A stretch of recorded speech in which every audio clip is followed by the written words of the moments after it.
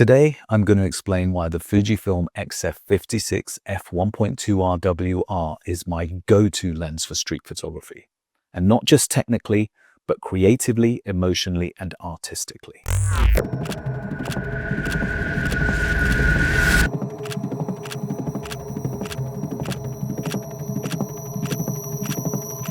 What's good, everyone? Welcome back to the channel. I'm Balwinder Bartler, better known as Mr. Whisper on socials. I'm a street, documentary photographer and creator based here in London. I've had the pleasure of being a Fujifilm ambassador, and I've been using Fujifilm gear for over a decade.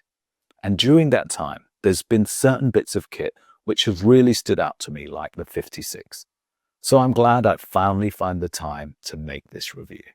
I'll be covering its design, build and image quality, the way it changes how you approach the streets, and how it's better than its predecessors, and why I prefer it to the XF50 f1.0, which I'm planning to do a full dedicated review of in the coming months. The 56 was the last prime lens that I added to my collection, which consists of the 16, 23, 33, 35 all f1.4s and the older 56 1.2.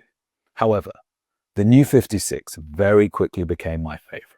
In fact, when you look at my Lightroom metadata, it clearly shows how much I rely on it in comparison to my family of primes. I use it for commercial work, including portraiture, travel, events, and of course my street photography, and use it on my workshops 99% of the time, making it incredibly versatile and a very valuable piece of kit to have in my bag. Right out of the gate, and to avoid any confusion, I bought this lens with my very own money over 3 years ago. With that in mind, I'm excited to make this video today because I feel I've got some solid insights worth sharing with you, especially if you're considering purchasing one. I've had it since its release in September 2022. The timing was perfect as it coincided with the release of the X-T5, which I was lucky enough to be asked by Fujifilm to work on the launch campaign. And the 56 was my immediate lens of choice to use with it. If you want to check out that video, I will link it below. The 56 is the equivalent field of view on APS-C to roughly 85mm in full frame terms.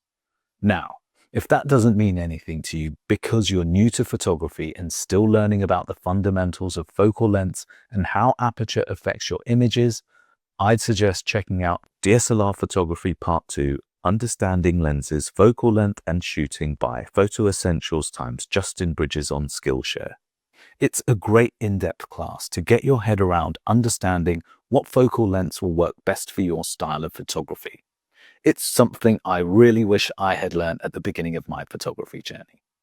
So what's Skillshare, I hear you say? Well, they're today's sponsor, but above all, it's an online learning community that offers thousands of creative and practical video classes. Topics include animation, design, photography, video, and more. The classes cover a vast variety of creative categories, like storytelling using your smartphone all the way through to mastering photography composition with your DSLR or mirrorless camera. Trust me, they've got it all covered. And the best part, they're all taught by world-class creatives just like Justin. So if you want to check out Justin's class, or you simply want to improve your street photography in general, Skillshare is a great place to start. And to help you get going, the first 500 people to use the link in the description or scan the QR code will receive a 1-month free trial of Skillshare. And don't worry, you can thank me later. Huge thanks again to Skillshare for supporting this video and the channel, which allows me to keep bringing you new content regularly. Now, if you've been eyeing up this lens or are in the process of deciding which should be your next street photography lens purchase, grab yourself a coffee, kick back, and give me the next 10 minutes or so, and I'll help you decide if this is the lens for you.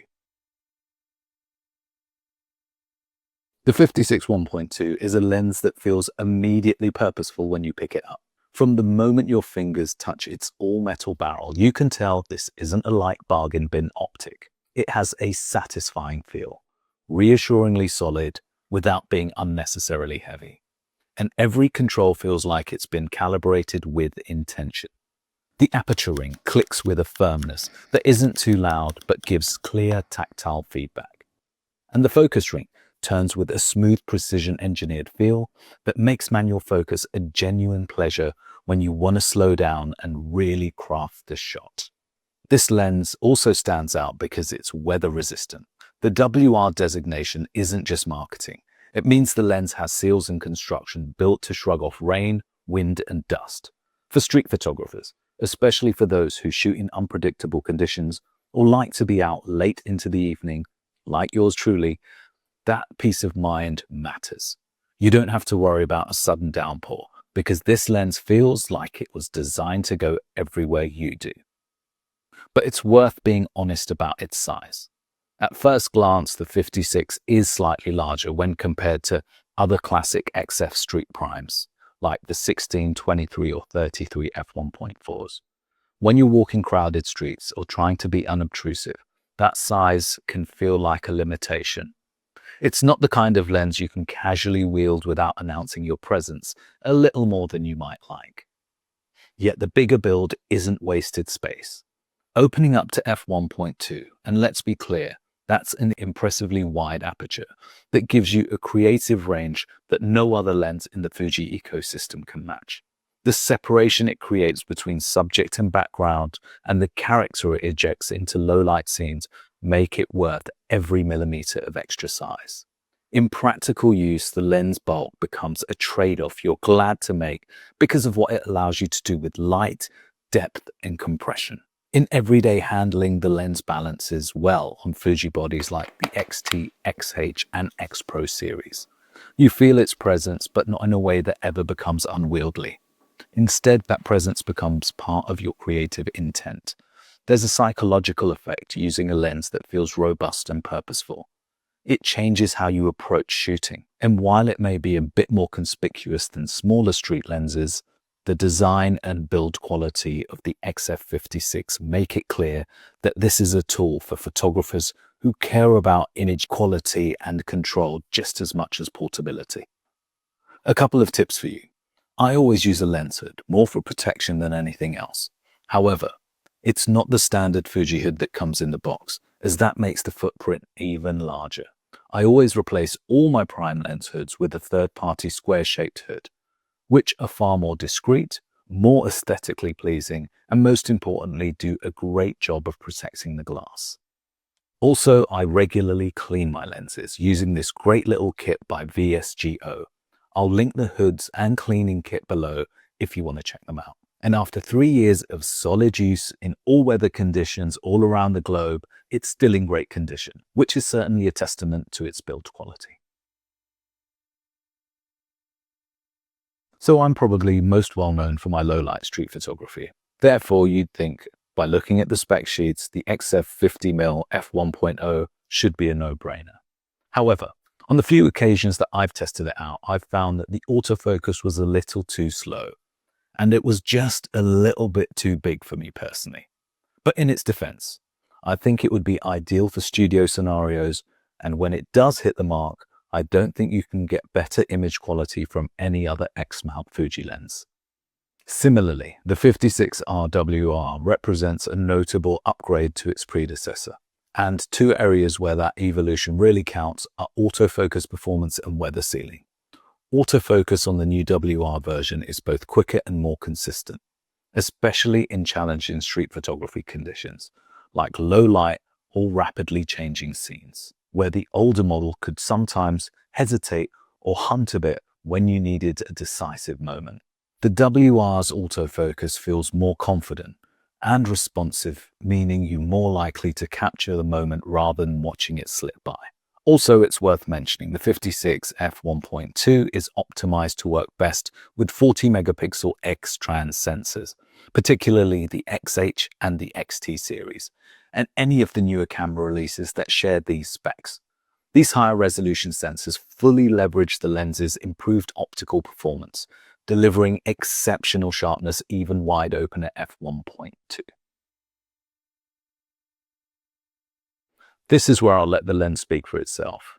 The image quality and the video quality, which I think is highly underrated too. I think the only thing that really matters is the work. Lenses can sound impressive on paper, but they prove themselves in the field. So let me share some of my favorite photographs that I've made with the 56. And these are all JPEGs, by the way. I'll also share the settings because I know you guys always find that helpful. So without further ado, let the gallery commence.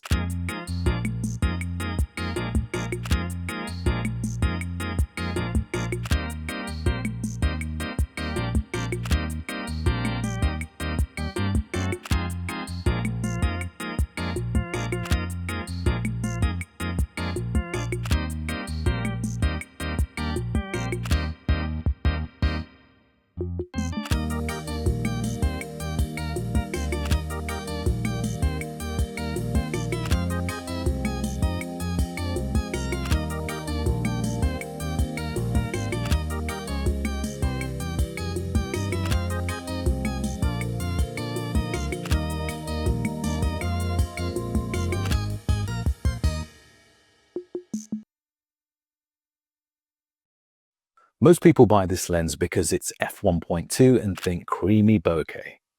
That's not why it's powerful. It's powerful because it gives you control over visual hierarchy. At F1.2, you decide exactly what matters. A face in a crowd, a hand holding a cigarette, a glance between strangers. Everything else falls away. The street becomes a stage, and your subject becomes the actor. And in a world of distraction, clarity is rare.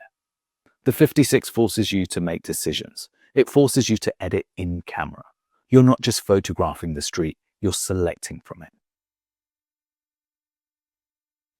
When I'm heading out to shoot and sometimes feeling a bit more introverted, this is the focal length that allows me to keep my distance and ultimately avoid any confrontation. When traveling, it's the first prime I use in a new city when gauging how people will react to having a lens put in their face. Here's something controversial. Being slightly further away can make your images more honest. With wider lenses, you're physically close, sometimes too close. It changes behavior. People react to you. With the 56mm, you step back slightly, not hiding, just observing. You allow moments to unfold naturally, and because of that compression, it still feels intimate. It's this strange paradox where distance creates intimacy.